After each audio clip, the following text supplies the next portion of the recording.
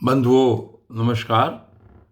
कल की वीडियो में आपने जो पुरंजन की कथा थी उसका आशय सुना और जिस प्रकार एक रूपक के द्वारा इसमें बताया गया कि 9 द्वारों वाला नगर कौन सा है, उसके आँख क्या हैं, उसके नाक क्या हैं, उसका मन क्या है, इंद्रियां उसकी क्या हैं।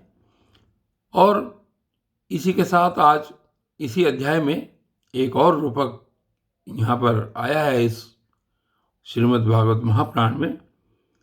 तो आगे क्या कहते हैं, श्री नारद जी कहते हैं कि पुरुष श्रेष्ठ, यहाँ तक जो कुछ कहा गया है उससे तुम्हारे प्रश्न का उत्तर हो गया। यानी उन्होंने ये सब बता दिया कि उन्होंने जो पूछा था वो सब उत्तर उनको मिल गया। तो अब मैं भली भांति निश्चित किया हुआ गुप्त साधन बताता हूँ, ध्यान दे करके सुनो। अब सुनो ये अगली चीज क्या कहते हैं कि पुष्प वाटिका में अपनी हरिणी के साथ विहार करता हुआ एक हरिण मस्त घूम रहा है। वह दूब आदि छोटे छोटे अंकुरों को चर रहा है। वह उसके कान भौरों के मधुर गुंजार में लग रहे हैं। उसके सामने ही दूसरे जीवों को मारकर अपना पेट पालने वाले भेड़िए ताक लगाए खड़े हैं और पीछे से शिकारी व्याध ने बीनने के लिए उस पर बाण छोड़ दिया है। परंतु हरिण इतना बेसुध है कि उसे इसका कुछ भी पता नहीं है। एक बार इस हरिण की दशा पर विचार करो। तो राजा ने इस रूपक का आशय सुनो। कहते हैं कि इस रूपक का आशय क्या है कि यह मृत प्राय हरिण तुम ही हो। तुम अपनी दशा पर विचार करो। पुष्पों की तरह ये स्त्रियां केवल देखने में सुंदर हैं। इन स्त्रियों के रहने का घर ही पुष्प वाटिका है। इसमें रहकर तुम पुष्पों के मधु और गंध के समान क्षुद्र सकाम कर्मों के फल रूप जीव और जन्नेन्द्रियों को प्रिय लगने वाले भोजन तथा स्त्री संग आदि तुच्छ भोगों को ढूंढ रहे हो। स्त्रियों से घिरे रहते हो और अपने मन को तुमने उन्हीं में फंसा रखा है।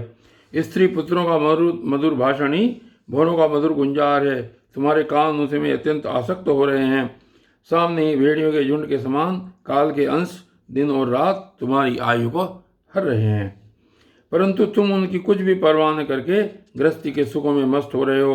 तुम्हारे पीछे गुपचुप लगा हुआ शिकारी काल अपने छिपे हुए बाण से तुम्हारे हृदय को दूर से ही बींद डालना चाहता है।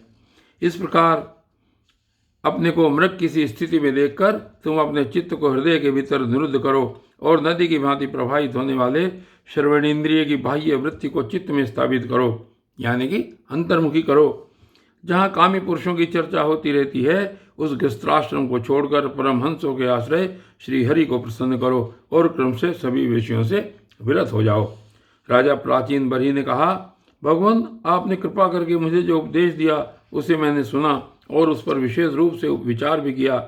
मुझे कर्म का उपदेश देने वाले इन आचार्यों को निश्चय ही इसका ज्ञान नहीं है। यदि ये इस विषय को जानते तो मुझे इसका उपदेश क्यों न करते। विप्रवर, मेरे उपाध्यायों ने आत्म तत्व के विषय में मेरे हृदय में जो महान संशय खड़ा कर दिया था उसे आपने पूरी तरह से काट दिया। इस विषय में इंद्रियों की गति न होने के कारण मंत्र दृष्टा ऋषियों को भी मोह हो जाता है। वेदवादियों का कथन जगह जगह सुना जाता है कि पुरुष इस लोक में जिसके द्वारा कर्म करता है उस स्थूल शरीर को यहीं छोड़कर परलोक में कर्मों से बने हुए दूसरी देह से उसका फल भोगता है। किंतु यह बात कैसे हो सकती है, क्योंकि उन कर्मों का कर्ता स्थूल शरीर तो यही नष्ट हो जाता है। इसके सिवा जो जो कर्म यहाँ किए जाते हैं वे तो दूसरे ही क्षण में अदृश्य हो जाते हैं। वे परलोक में फल देने के लिए किस प्रकार पुनः प्रकट हो सकते हैं। बड़ा अच्छा प्रश्न किया राजा प्राचीन वरी ने और नारद जी ने उसका क्या उत्तर दिया, देखिए। श्री नारद जी ने कहा कि राजन, स्थूल शरीर तो लिंग शरीर के अधीन है, अतः कर्मों का उत्तरदायित्व उसी पर है। जिस मन प्रधान लिंग शरीर की सहायता से मनुष्य कर्म करता है वह तो मरने के बाद भी उसके साथ रहता ही है। अतः वह परलोक में अपरोक्ष रूप से स्वयं उसी के द्वारा उनका फल भोगता है। स्वप्न अवस्था में मनुष्य इस जीवित शरीर का अभिमान तो छोड़ देता है, किंतु इसी के समान अथवा इससे भिन्न प्रकार के पशु पक्षी आदि शरीर से वह मन में संस्कार रूप से स्थित कर्मों का फल भोगता रहता है। इस मन के द्वारा जीव जिन स्त्री पुत्रादि को ये मेरे हैं और देहादि को यह मैं हूँ ऐसा कहकर मानता है और देहादि को यह मैं हूँ ऐसा कहकर मानता है, उनके किए हुए पाप पुण्यादि रूप कर्मों को भी अपने ऊपर ले लेता है और इनके कारण इसे व्यर्थ ही फिर जन्म लेना पड़ता है। जिस प्रकार ज्ञानेंद्रिय और कर्मेंद्रिय दोनों की चेष्टाओं से उनके प्रेरक चित्त का अनुमान किया जाता है, उसी प्रकार चित्त की भिन्न भिन्न प्रकार की वृत्तियों से पूर्व जन्म के कर्मों का भी अनुमान होता है। अतः कर्म अदृष्ट रूप से फल देने के लिए कालांतर में मौजूद रहते हैं। कभी कभी देखा जाता है कि जिस वस्तु का इस शरीर से कभी अनुभव नहीं किया, जिसे न कभी देखा न सुना ही, उसका स्वप्न में वह जैसी होती है वैसा ही अनुभव हो जाता है। कहते हैं कि राजन, तुम निश्चय मानो कि लिंग देह के अभिमानी जीव को उसका अनुभव पूर्व जन्म में हो चुका है, क्योंकि जो वस्तु पहले अनुभव की हुई नहीं होती उसकी मन में वासना भी नहीं हो सकती। राजन, तुम्हारा कल्याण हो। मन ही मनुष्य के पूर्वारूपों को तथा भावी शरीर आदि को भी बता देता है, और जिनका भावी जन्म होने वाला नहीं होता उन तत्ववेत्ताओं की विदेह मुक्ति का पता भी उनके मन से ही लग जाता है।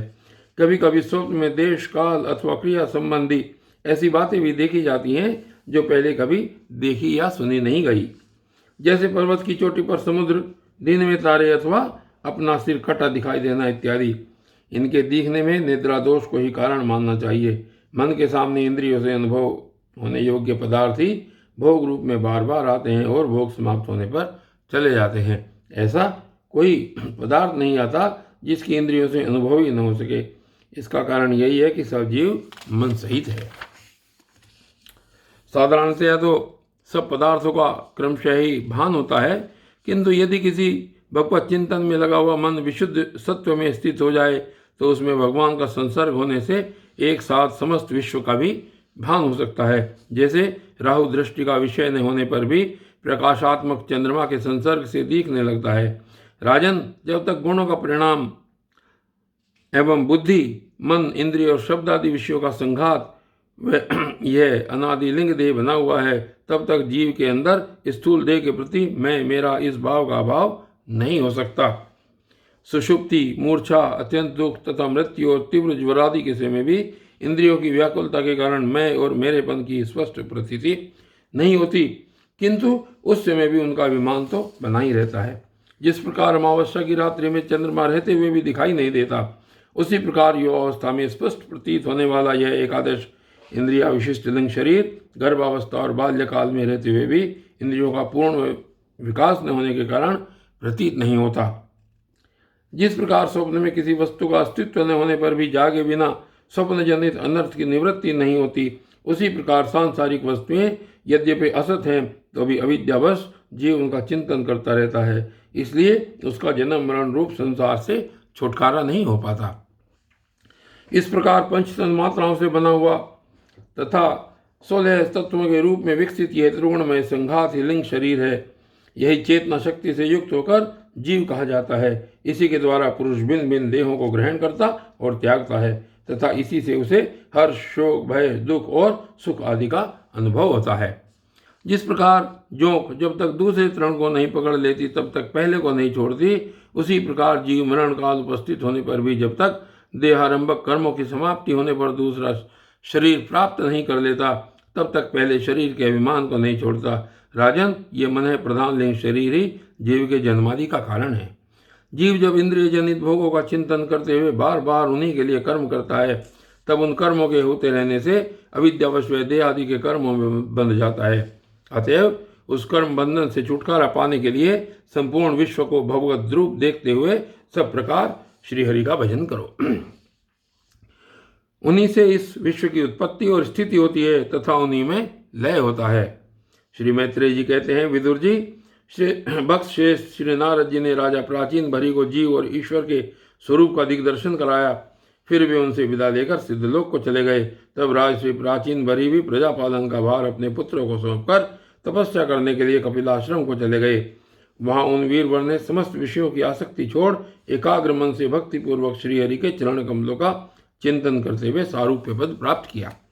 निष्पाप विदुर जी, देवर्षि नारद के परोक्ष रूप से कहे हुए इस आत्मज्ञान को जो पुरुष सुनेगा या सुनाएगा वह शीघ्र लिंग देह के बंधन से छूट जाएगा।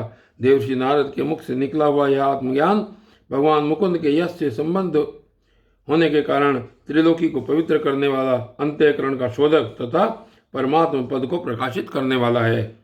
जो पुरुष इसकी कथा सुनेगा वह समस्त बंधनों से मुक्त हो जाएगा और फिर उसे इस संसार चक्र में नहीं भटकना पड़ेगा। विदुर जी, गृहस्थाश्रमी पुरंजन के रूपक से परोक्ष रूप से कहा हुआ यह अद्भुत आत्मज्ञान मैंने गुरु जी की कृपा से प्राप्त किया था।